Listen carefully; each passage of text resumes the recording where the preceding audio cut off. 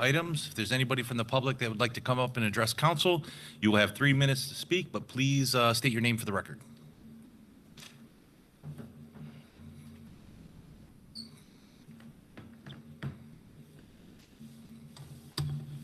My name is Barbara Lawrence, and I'm here as a member of the Fire Board Commission, and I'm here to support Chief Sturdivant when he talks to you in a few minutes in support of the SAFER grant. Recently, the Fire Board completed their annual report to the mayor.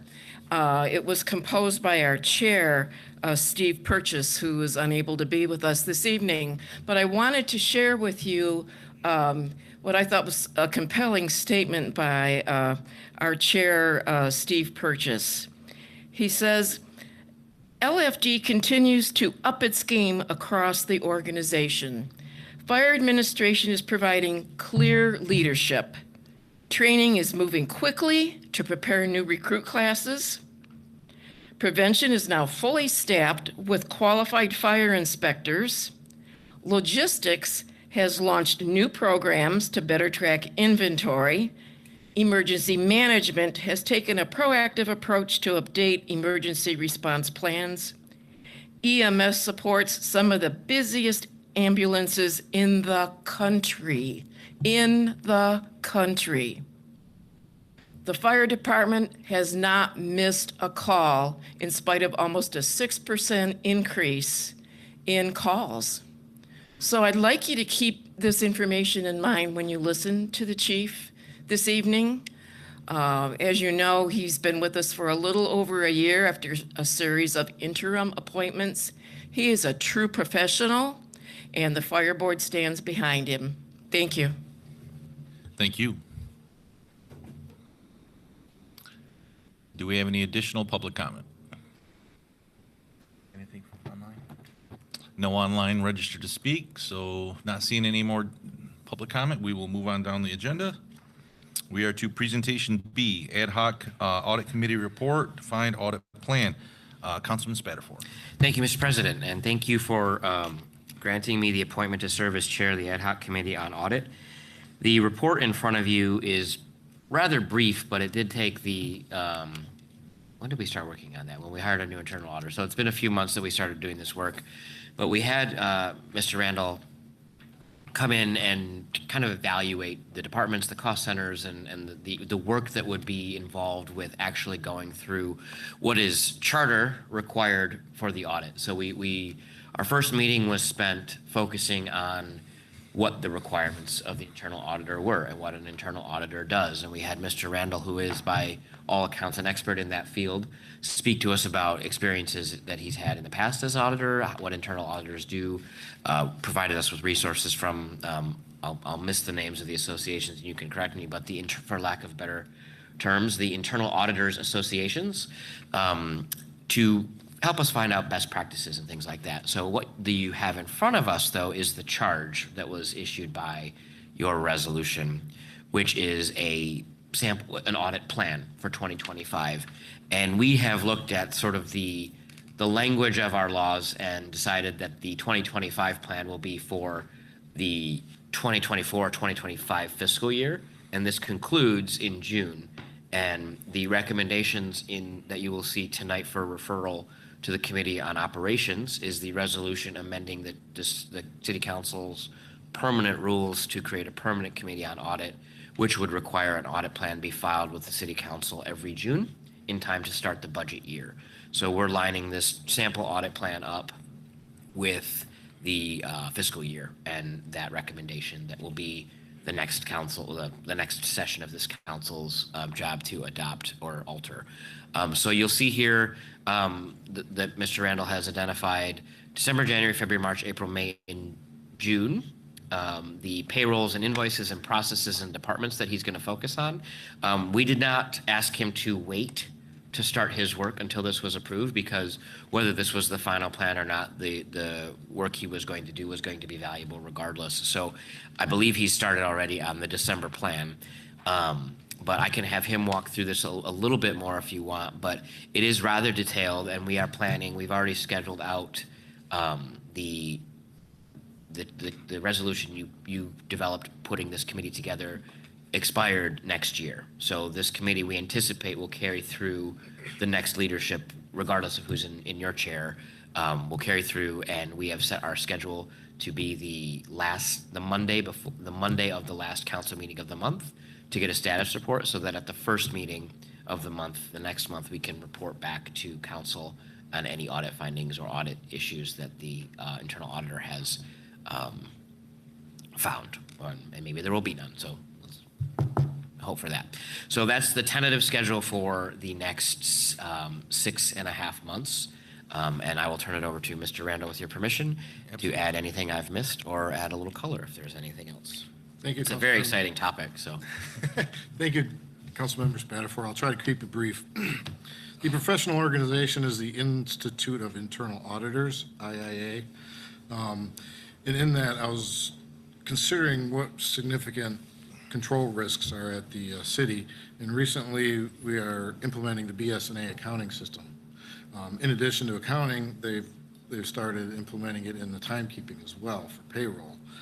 Considering that, we chose the subjects of the invoices and payrolls and expense report side to start auditing those controls.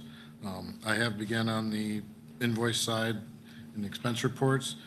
However, the payroll is still just being implemented, so I probably won't get any selections in this month. But they'll roll forward. There isn't a lot of them.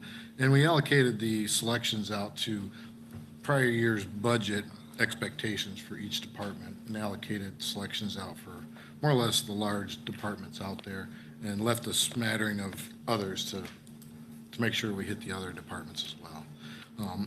This is sort of an ongoing budget or plan for the next 6 months with, like Councilmember Spatafor said, a monthly update, and then at the year end, I would have a summary report of this and conclude this audit, and then we would be able to move on to the next year with a whole new audit plan. And that's about it. Okay, thank you. Do we have any questions for either Councilman Spatafor or Mr. Randall? Councilman Cost. Thank you, President Garza. So with this internal auditor ad hoc committee, will council members still be able to approach Charles and ask for individual things to be audited? Yeah, what we, I think, experienced in the past was I won't say never, but in recent memory, we did not have an audit plan to accomplish the charter requirements of the internal auditor. So I believe the goal was to build a framework that work doesn't get lost in the shuffle of the day-to-day as well. Perfect. Thank you so much. Okay, any additional questions or comments? I would ask, I guess, for a motion to place this on file. Okay, we have a proper motion in place. Any additional comments, questions? Seeing none. All those in favor, please state by saying aye. Aye. All those opposed? All right, motion passes. Thank you, Councilman Spatafor. Mr. President? Yes, sir. I also want to thank council members Palavanaglou and Carter for their work on this. It was we made it work. We was outside of the normal council schedule, and Mr. Randall as well for bringing his expertise to the committee. We didn't have a lot of people attend that committee, but we did have a lot of good conversation and really dove into the internal auditor, because I think that can be a mystery to some of us if we're not familiar with that work. So appreciate the efforts. Thank you. All right, moving down to discussion action items. We have a C, resolution grant acceptance, staffing for adequate fire emergency response. That's a safer grant for hiring additional firefighters discharged from Committee on Ways and Means. And that will go to you, Councilman Spatafor. Sure. First, I'll move the resolution for the grant acceptance, and then I will tell you why it's in front of us. We had, there was some paperwork issue in the committee, and this is a very important grant that involves over $4 million with 15 firefighters for 3 years, and we did not want to waylay it over the holiday break. So we discharged it from committee.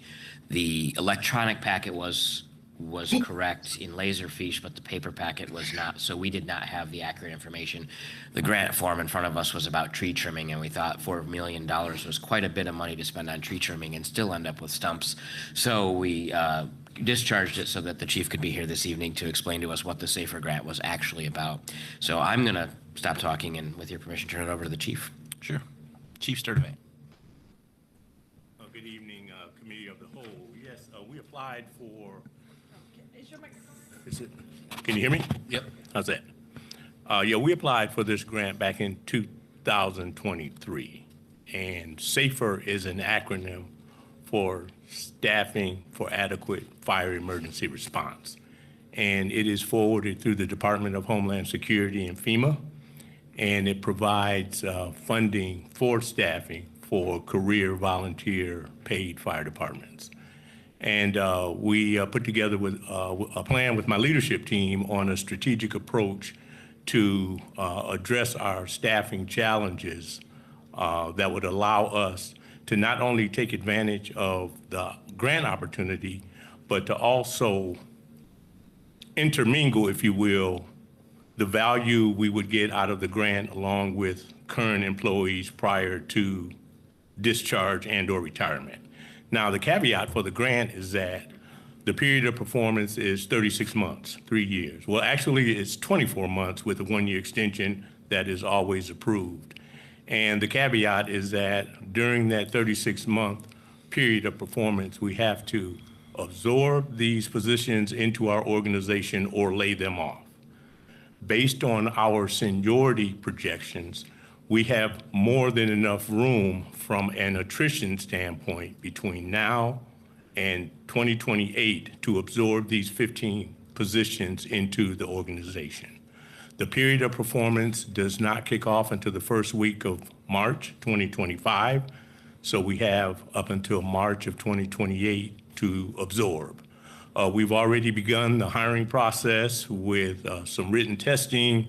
This week we are going through virtual interviews because we did attract some candidates from around the country. And what we're looking to do is to continue our work with HR. So from a timing standpoint, these 15 candidates are ready to move into the Lansing Fire Department during that first week of the period of performance.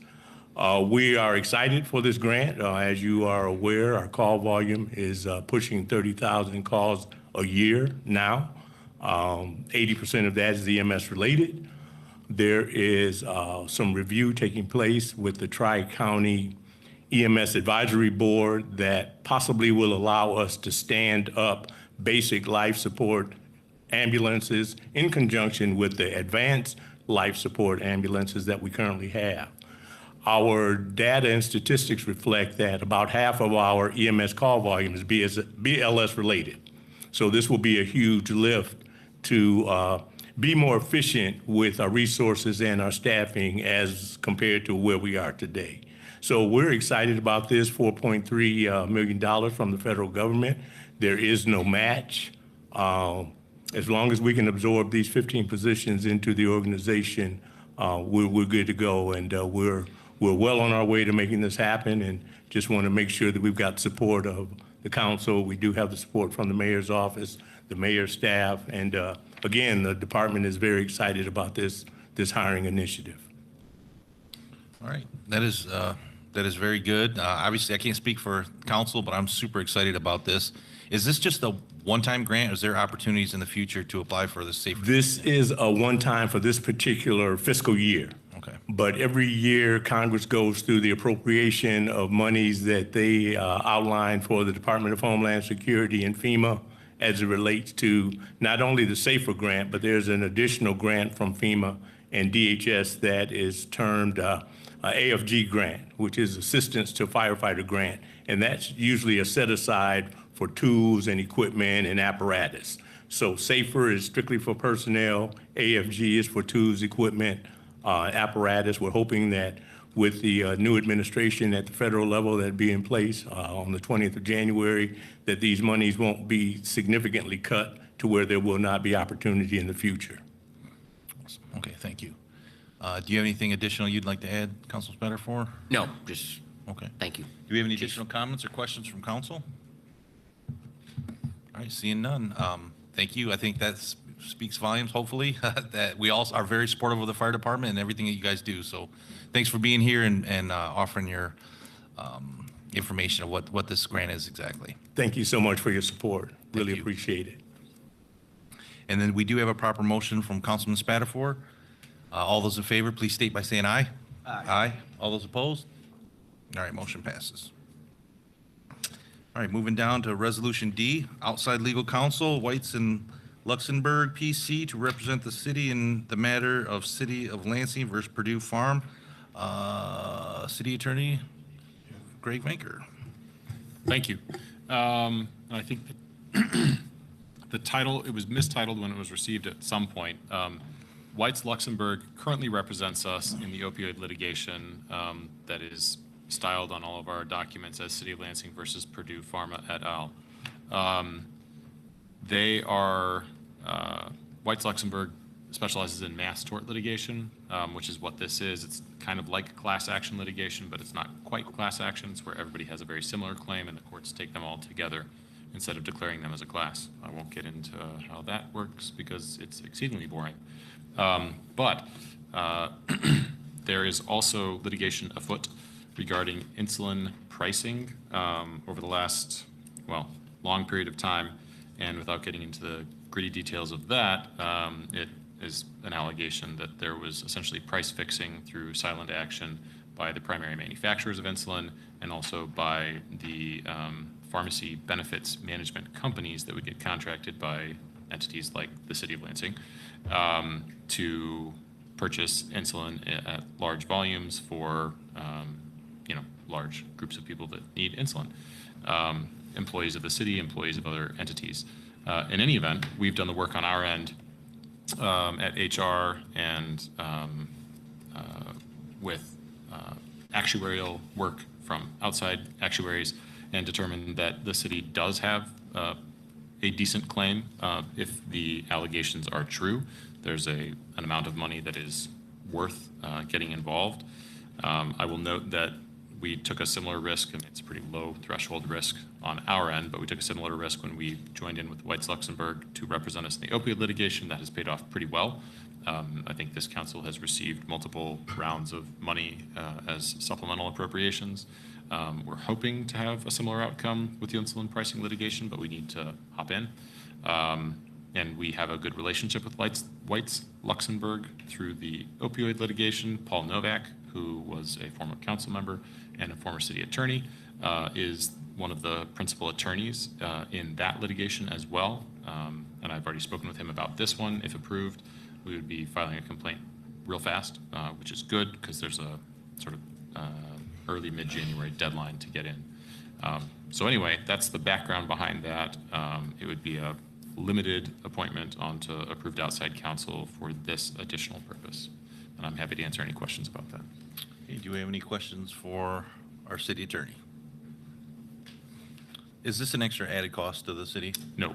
Okay. I guess my other question would be, is if there's a lawsuit, in fact, and the city receives money, where does that money go exactly?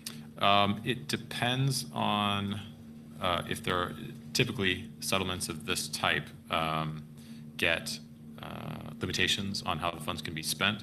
So it'd be received by the council subject to certain limitations. So like with the opioid litigation, it had to go towards mitigating the costs related to opioid use and abuse within the community.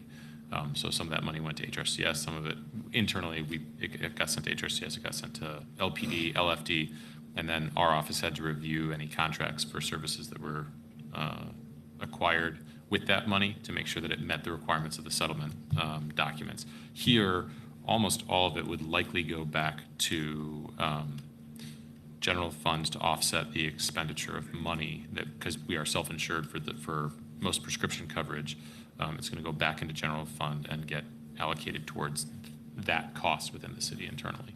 So purchase of prescription drugs, for example. Okay. Do we have any additional questions or comments for our city attorney? Councilman Brown. Thank you, President Garza. I would just like to say on the record that this is an important cause and worth fighting for. So thank you for all of the work being done in this area. And hopefully it will, if we have been done injustice, that we'll be able to recoup those losses and the impact on the people's lives in our community. So thank you. Yep. Okay. Any additional comments or questions from council? Seeing none, Vice President Hussein. Yep, I'd move the resolution. Okay, we have a proper motion in place. All those in favor, please state by saying aye. Aye. All those opposed, same sign. All right, motion passes. Okay, moving down,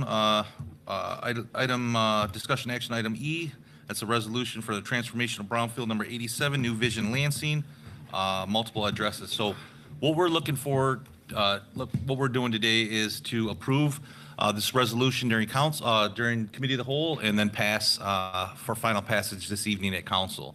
But with that, I would like the city attorney to please speak on the amendment to this Yes. resolution. Thank you. There is I guess it's an amended resolution. The resolution that was submitted initially is very similar to the resolution that we use for approval of brownfield plans. And from the city's perspective, this brownfield plan is very similar to others because the capture of local taxes is fundamentally the same. However, the statutory section in Act 381, which is the Brownfield Redevelopment Act, for transformational brownfields is more specific, and it calls for a few more details and conclusions by the council. In conversations with the attorney for the developer last week, he had proposed a couple of changes. He's worked on some of these, and more importantly, getting that resolution of council received and accepted by the MEDC and the Michigan Strategic Fund, which is the final layer of approval. And he recommended changes. I reviewed those and approved those, and I would recommend them to this council as well. It makes our resolution cleaner and easier to be received at the final step, and not having somebody coming back and asking us to change it desperately for some reason. Perfect, okay. Do we have any additional questions or comments from council? All right, seeing none. Brian, sorry, Councilman Jackson. So, since this is the resolution, right, to move it to the council, and I see we have people here, and I know I had one question before that I was gonna ask one of the attorneys, I think it was these attorneys, to look into, and out of the, however many, is it 1,000 plus residential units, some workforce, some not, some all this, some of that, but none of Section 8, none of like a fixed source income. And did you see, I know you guys are in Michigan, the lame duck bill that says, that might be for passage, it is for passage whether it's signed, that basically says that a property owner that has, a landowner that has 5 or more units cannot discriminate against where a person's money is coming from. For example, Section 8. So that might be a law. And if anybody looked into that for me. If one of you guys want to come to the microphone, try to answer that.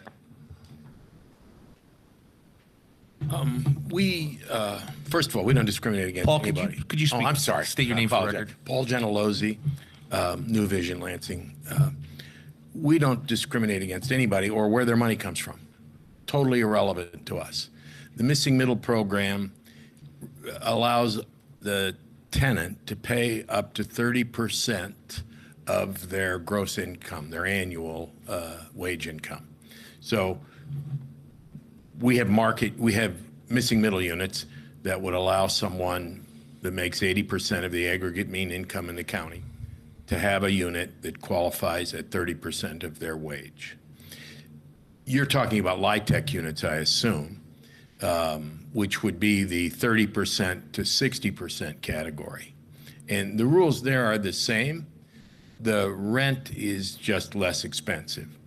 And when you get into subsidized units where there's a voucher or other forms of supplemental income, if someone had the income with a voucher to get to 80%, we'll take them. Okay, I appreciate that. So you're saying, because one, there are affirmative steps that Sure. has to be taken to even accept a voucher. Yep. So, Yeah, I met with the Lansing Housing Commission folks after your question the last time to find out what we could do. And their problem is that they don't have enough money. They don't have enough voucher funds well, to do more just units. push back a little bit, because are you saying a person with approximately $1,200, $1,300 couldn't go to any of these places? Any of ours? Yeah, we would have units in that eligible category. Okay, so there are vouchers that are Yeah. up there. Yeah, if they bring If they can bring either the wages or the voucher, we're fine. And a combination? Yeah.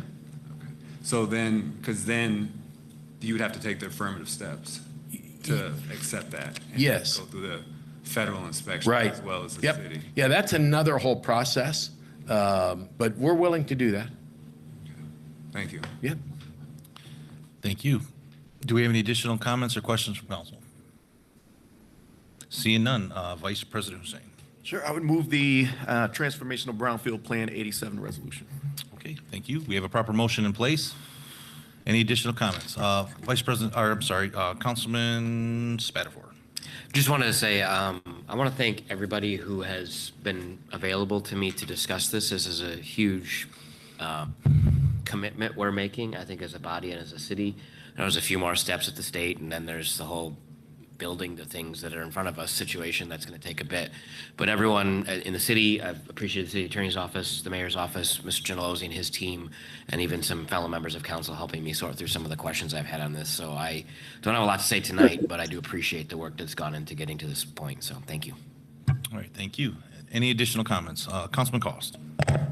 Thank you, President Garza. I just want to thank Paul and his team for, picking up the phone and immediately hitting my concerns with Old Town, agreeing to let me into some of their meetings later on down the road, being willing to meet with OTCA last week. Councilman Brown was there, and to, apologize to them for not meeting with them sooner and trying to really work with the community on this project. It's very much appreciated. It's seen, and I look forward to these projects being done. So thank you for reaching out to the community. It's appreciated. Okay, any additional comments from council? Vice President Hussein. Yeah, just very quickly, I guess I'll echo those sentiments. I think this development team has been fantastic, and I certainly appreciate the accessibility.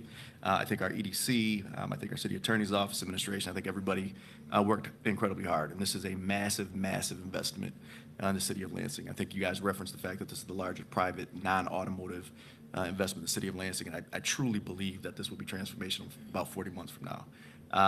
So certainly appreciate everything that you guys have done. I know that there's some heartburn over, potentially a fifth location in a certain spot. I think it would be tremendous for that particular area, but as somebody that is not part of that neighborhood, I will say as a Southwest Lansing representative, we have lots of contiguous land in Southwest Lansing. Incredibly vibrant. I think I had all the markers for commercial viability, residential viability, so we would welcome you with open arms, folks. No, but in all seriousness, hats off to you guys. We appreciate you. Thank you. Yeah, and I too would like to say I really appreciate the transparency from your group, the willingness to meet with everybody that's reached out. This is truly a transformational, huge investment for our city of Lansing, and I can't imagine anybody being, opposed to this. So I'm looking forward to the work, the shovels in the ground, seeing our local economy get boost because of these 5 large projects. Would you like to say something? Well, the shovel in the ground thing, we've got a schedule that'll be going out to everybody tomorrow. And we go to bid packages in 2 weeks. And we start demolition on the tower site by mid-January. And we'll have a hole in the ground within 30 days after that. So we're more excited than anyone to start construction. Thank you very much. Okay, with that, Vice President Hussein. Oh, we already moved it. Okay. We do. Okay, so we do have a proper motion in place. Are there any additional comments? Seeing no additional comments. All those in favor, please state by saying aye. Aye. Aye. All those opposed, same sign. Motion passes. Okay, with that, we are to closed session. Vice President Hussein. Sure. Pursuant to MCL 15.26E, City Council will recess in a closed session to consult with the city attorney in connection with the following specific pending litigation. An open meeting will have a detrimental financial effect on the litigating or settlement position of the city of Lansing concerning these cases. Atkinson et al. Versus City of Lansing et al. Blackman versus Vaughn Bertley. People of City of Lansing versus Miggins. City of Lansing et al. Versus Purdue Pharma et al. City of Lansing versus Woodside Apartments Owner LLC. Davis versus the City of Lansing et al. Davis et al. Versus the City of Lansing. Fisher versus City of Lansing. Fitzpatrick versus City of Lansing et al. Harkin versus City of Lansing. Hockinson versus City of Lansing et al. Huline versus City of Lansing et al., Lee and City of Lansing, OPV Partners LLC versus City of Lansing et al., Romero versus City of Lansing et al., Ward versus City of Lansing et al., and Willis versus City of Lansing et al. Okay, thank you, Vice President Hussein. It's a roll call vote. Clerk Boat, please call the roll. Councilmember Hussein? Yes. Councilmember Cost? Yes. Councilmember Brown? Yes. Councilmember Carter? Yes. Councilmember Pelli-Van Yes. Councilmember Jackson? Councilmember Spatafor? No. Councilmember Garza. Yes. Motion carries 7-1. All right, thank you. We are recessed into closed session.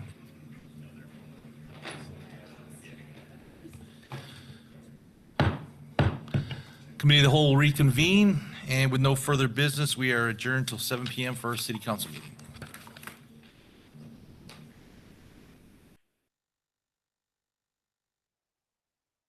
All right, there you have it. Lansing, Michigan, December 18th, Committee of the Whole meeting.